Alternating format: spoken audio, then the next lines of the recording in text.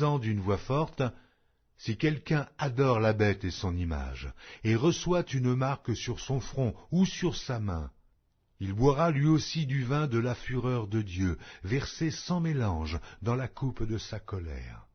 Et il sera tourmenté dans le feu et le soufre, devant les saints anges et devant l'agneau.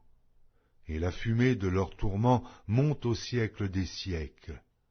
Ils n'ont de repos, ni jour, ni nuit, ceux qui adorent la bête et son image, et quiconque reçoit la marque de son nom. » C'est ici la persévérance des saints qui gardent les commandements de Dieu et la foi de Jésus. Et j'entendis du ciel une voix qui disait, « Écris. Heureux dès à présent les morts qui meurent dans le Seigneur. Oui, dit l'Esprit, afin qu'ils se reposent de leurs travaux, car leurs œuvres les suivent. » Je regardai, et voici, il y avait une nuée blanche. Et sur la nuée était assis quelqu'un qui ressemblait à un fils d'homme, ayant sur sa tête une couronne d'or, et dans sa main une faucille tranchante. Et un autre ange sortit du temple, criant d'une voix forte à celui qui était assis sur la nuée, « Lance ta faucille et moissonne, car l'heure de moissonner est venue, car la moisson de la terre est mûre. » Et celui qui était assis sur la nuée jeta sa faucille sur la terre, et la terre fut moissonnée. Et un autre ange sortit du temple qui est dans le ciel, ayant lui aussi une faucille tranchante.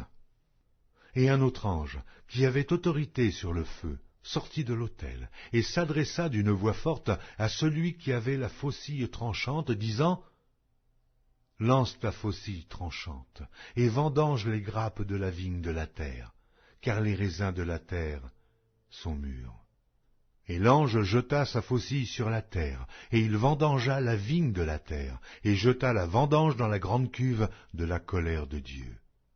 Et la cuve fut foulée hors de la ville, et du sang sortit de la cuve jusqu'aux morts des chevaux, sur une étendue de 1600 stades.